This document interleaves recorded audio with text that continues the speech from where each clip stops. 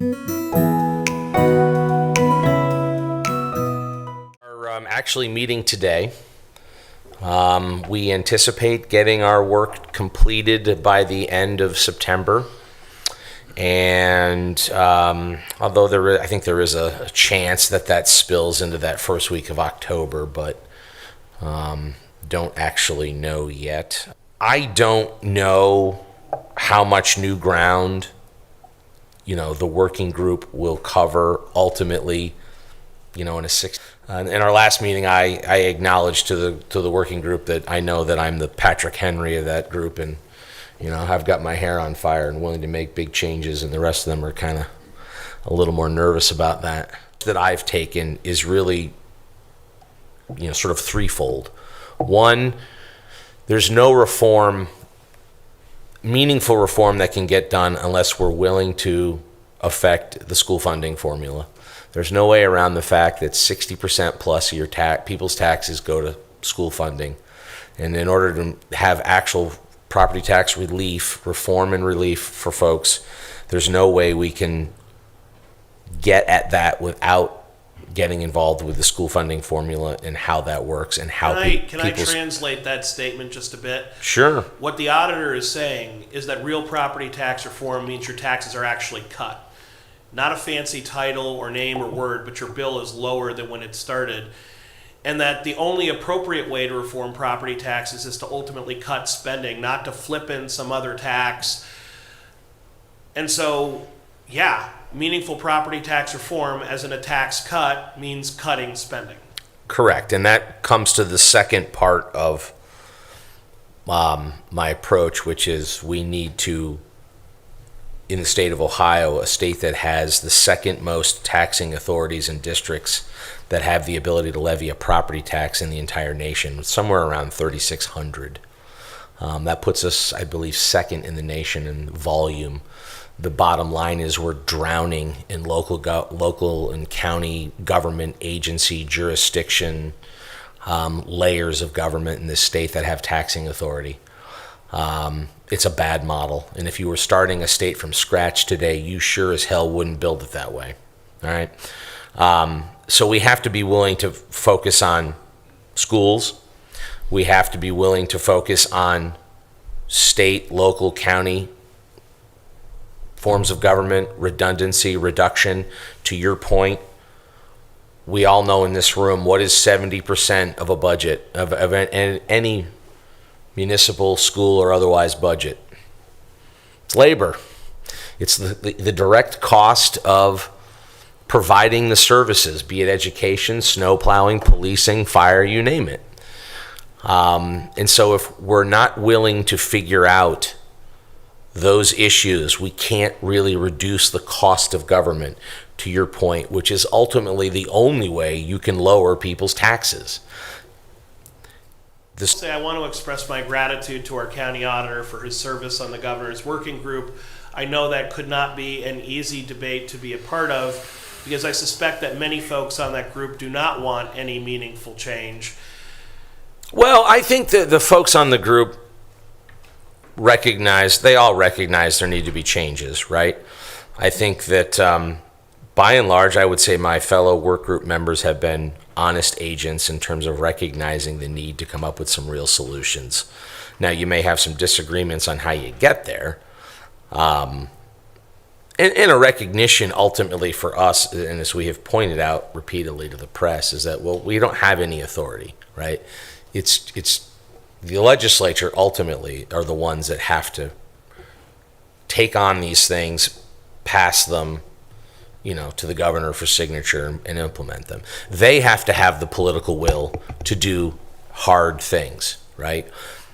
And I would suggest that, to your point, to this point, the legislature has not done that, right? In the budget, there were a few items that would have.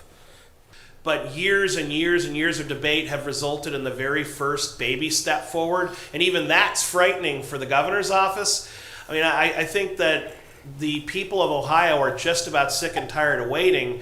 They need real proposals to save money and pass the savings back to them. And I want to give you personal credit for staking out the ground of suggesting that one way we can save a meaningful amount of money that can be returned to the taxpayers by combining school districts. That is a methodology that does not hurt students, does not cut teachers, but cuts overhead in a way that does not impact the quality of the product, the quality of the experience, the quality of the school whatsoever, and at the same time creates a more efficient, more effective tool for teaching our students. The fact that Florida, a state that has twice our population, has 14 school districts and Lake County has 9, we have almost as many school districts as an entire state. It's gotten out of hand. And the idea that a merger means you lose your identity or you lose your sports team or your name is simply not true. No one's talking about taking away the name of a team or even a team. What we're talking about is how many principals and superintendents does it take to educate a few hundred kids? We had, in 1915, about 2,600 school districts in the state of Ohio. Now we're down to 611. My proposal is to go to 94. The 88 counties, and break out the 6 major urban school districts because they are so large and with their own issues that allow that we wouldn't want them to overwhelm the county in which that they exist and Mr. and Auditor, operate. I had one question about that proposal because I respect the fact that you want to break up larger counties like a Columbus and Franklin or a Cleveland and Cuyahoga. But what about the tiny counties, like the smallest county in Ohio, Vinton, with some 13,000 people? Shouldn't they be combined?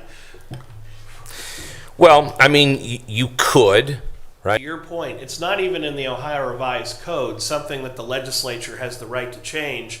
It's Article 6, Section 2 of the Ohio Constitution. Correct, that's the what I was very just saying. same Constitution that creates the state legislature and defines their powers and responsibilities. It requires them to fund the common schools, which was the turn of phrase for public schools back in the day. Mm-hmm. It's not debatable. This isn't something we need a court case or a legal opinion to understand.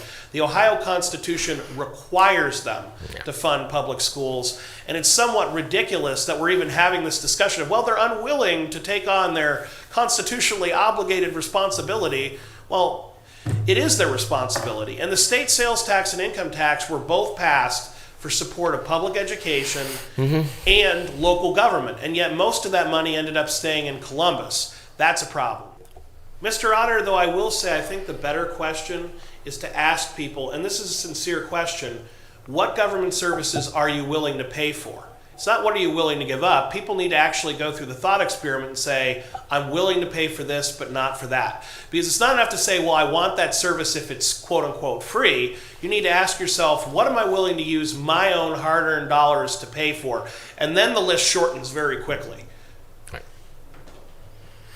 Well, I think Lose all the tax dollars. And so I would encourage everyone to sign the petition, even people who don't necessarily want to abolish property taxes, because I'll tell you, your only chance of the state legislature taking action is when they see that petition approach 300,000 some signatures. They go, oh my God, maybe we actually have to do our job.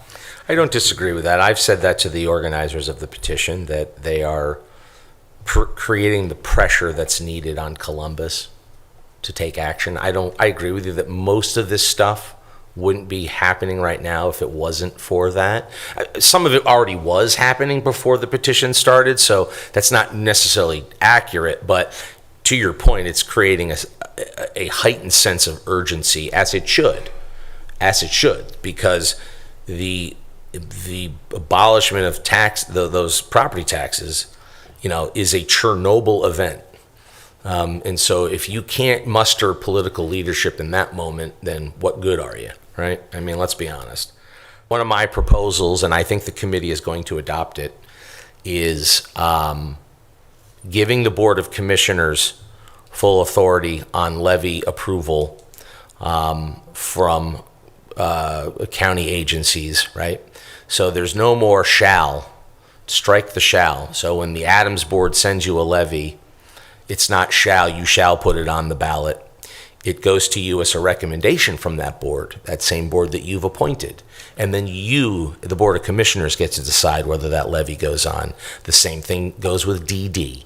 The same thing would go with Crime Lab. The same thing would go with all these county, now not townships, right, because they have their own legislative authorities, but those county levies that right now you are required to basically rubber stamp and pass along. And so that is potentially a big change. So, and the reasoning behind that is, one, empower the Board of Commissioners, because ultimately, who has to answer for that stuff with the public? You do, right? So you ought to have the ultimate say. And my recommendation is any board that's looking for a levy from those agencies, it first goes to the Budget Commission for review and analysis, and that Budget Commission makes a recommendation to the Board of Commissioners, then the Board of Commissioners will decide whether it goes on the ballot or not. So that's one of the things that I propose, to create more transparency and to, again, empower our local elected folks, not an unelected board, to make decisions on those things. And I think that would be wonderful for the future.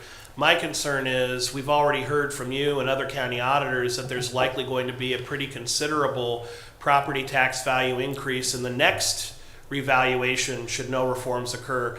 It's completely boggling to me how the state legislature hasn't already passed legislation to say property tax values do not go up at all with inflation anymore. They really should be set at sales price, and even if they're not generous enough to go back to sales price for everyone, do so on a foregoing basis, so everyone's values are frozen, new values are set at sales price, no more taxing people on unrealized gains.